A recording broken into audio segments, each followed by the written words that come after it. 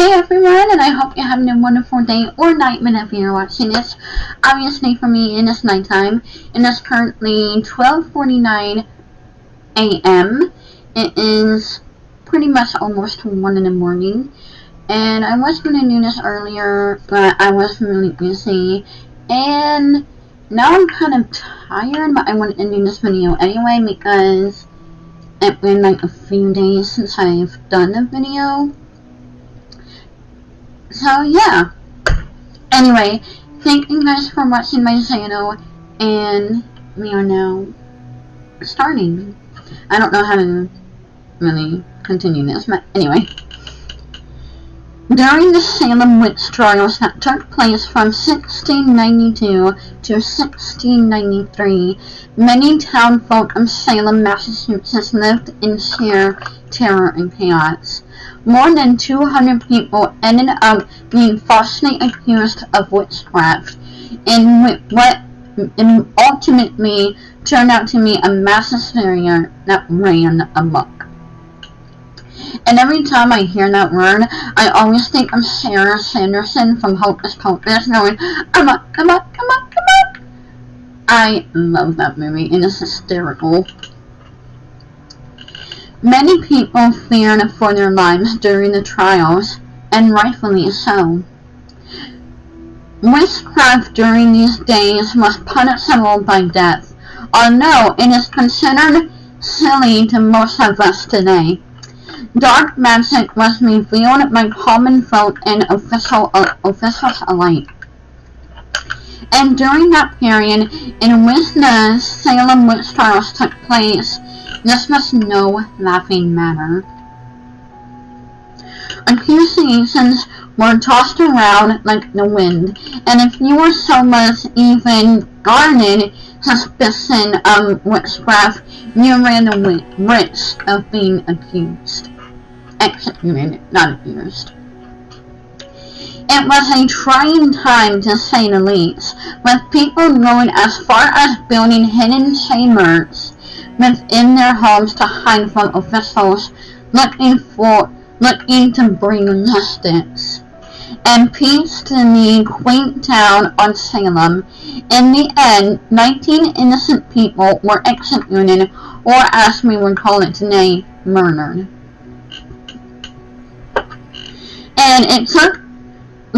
And all it took was a couple of little girls pointing their fingers at some women and screaming they were witches. That is the next thing Salem knew. They were having their homes ravaged, people were interrogated, tortured, really, and publicly humiliated.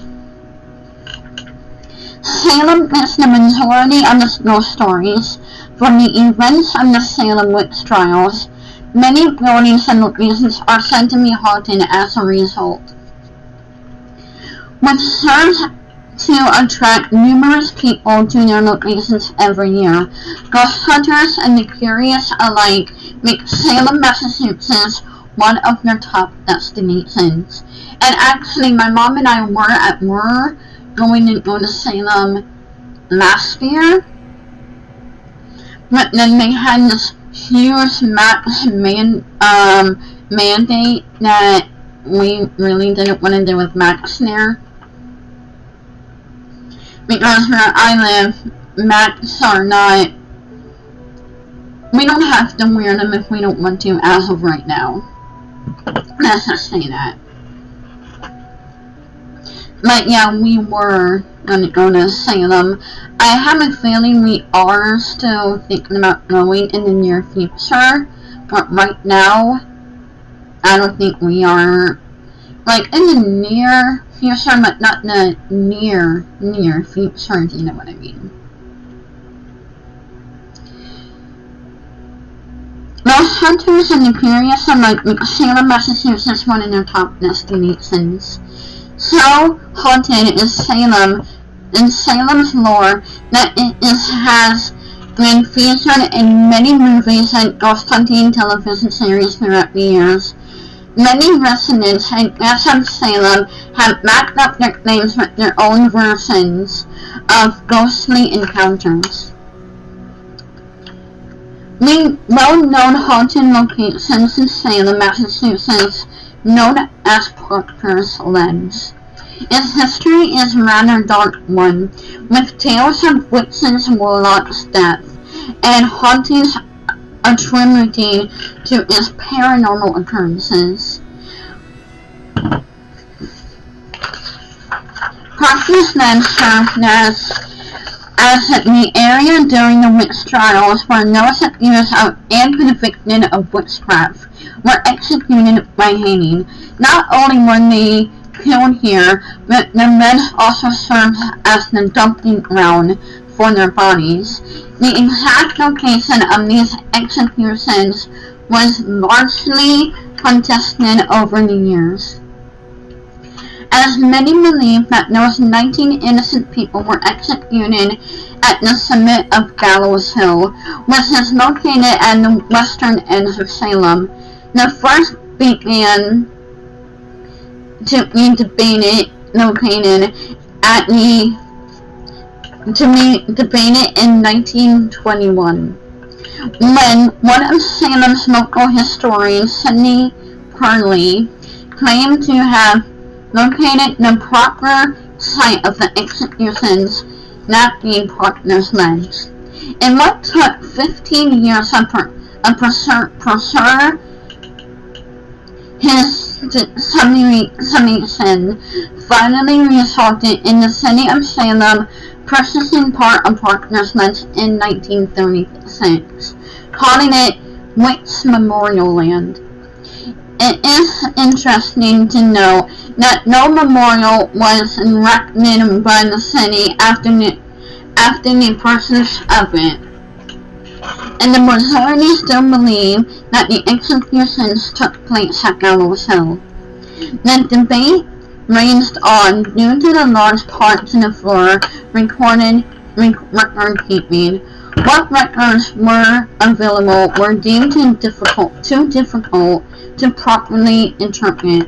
Finally, in 2010, there was a breakthrough. A dedicated team of researchers and historians who made up Salem's local historical society banded together to put a rest to this age-old argument once and for all. Over the next 6 years, they collected all the evidence that they could find on the Proctor execution site, eventually concluding that Sidney Purley had been right all along.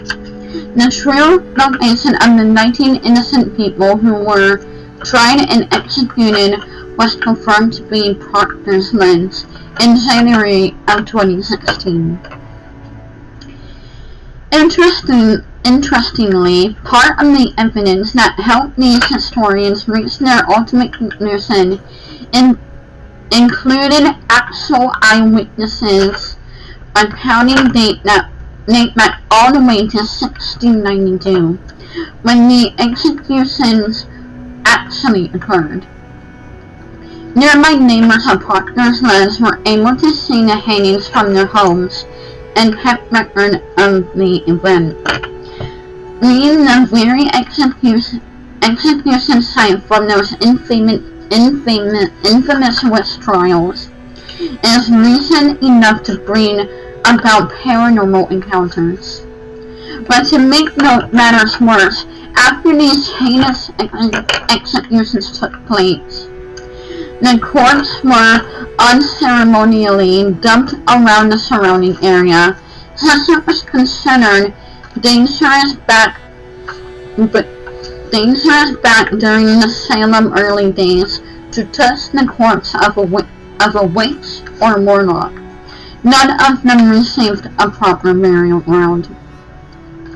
This forced many of the family members to sneak out in the middle of the night to collect their fallen kin in order to bury them elsewhere. This was dangerous tax and mean, for if they had been taught, they too could have faced execution.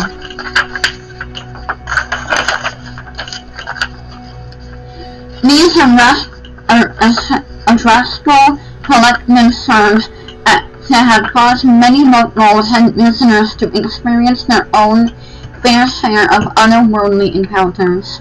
At Proctor's Nest over the years, numerous reports state that there is a dark energy that can be found in and around the area, among other things. Well known, the Lady in White is sometimes seen wandering around the lands, as well as many other locations in Salem. She is usually manifest only for a very brief period of time, then vanishes. Others claim to have heard eerie disembodied wails. Cold spots have been reported along several photographs that have been captured, strange glowing lights and hovering orbs. This service is considered to be the home of several apparitions, but that belonged to the 19 innocent victims of Salem trials. Salem, Massachusetts in 1692 and 1693 was indeed a sad time in our young nation's rise. The appalling acts that took place an embarrassment in history, and should serve as a reminder to just how far we've come over these past few centuries. As bad as the events in the Salem witch trials were, they indeed happened in order for us to move forward. Often throughout history, things occur that we laugh at today, but back in those times, hanging witches were perfectly natural and considered common. However, parts of Europe were quickly abandoning such practices, although it would take a major event like the witch trials before we followed suit. When we finally learned the error of our ways, innocent people died, and the family members of those involved had to pick up the pieces. Salem will forever be a town that saves these awful occurrences. There is, however, a positive note to come along after all these years. For the longest time, it looked as if poor souls executed and dumped at Proctor's lands would never receive the proper recognition that they could very much so deserve. On July 19, 2017, the mayor of Salem, Kim Driscoll, dedicated a memorial below Proctor's lands to commemorate those fallen during the Salem witch trials. The timing interestingly coincided with the first of the 3 mass executions on the same day in 1692. 5 women, Sarah Good, Elizabeth Howell, Susanna Martin, Rebecca Nurse, and Sarah Wilds, were hung to death from a tree that is located on Proctor's lands. Afterwards, their bodies were dumped into a nearby crevice where the memorial now sits. Later victims executed at the site included wealthy landowner John Proctor, who was killed in August of 1692. He is known to have publicly commanded the Salem witch trials and all of those involved in the travesty. Furthermore, he is even punished by his female servants, who had claimed to have been possessed by the spirits of witches, while all mass hysteria was taking place.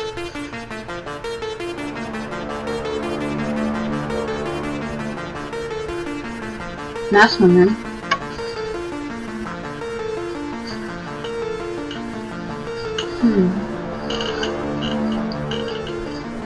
Proctor's land is named for his grandson, who had purchased the land, knowing its history.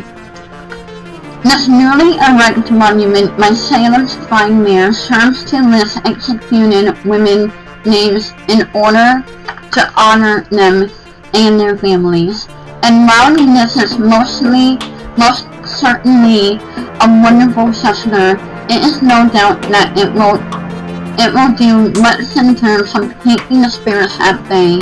Hauntings and ghostly encounters continue to regularly happen throughout all of Salem. And it's doubtful that it will stop anytime soon. These occurrences have taken place for centuries, with Salem, Massachusetts remaining a hotspot for paranormal activity, a choice destination for thrill seekers and ghost hunters alike.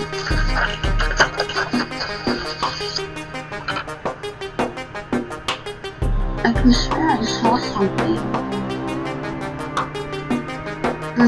Probably a reflection. Anyway, thank you guys for watching my channel. If you guys have heard anything or seen anything near the end of this video, please let me know, because I swore I did. But please remember to like, comment, and subscribe. As always, Haunting Row will spook you later. And until next time, sleep tight.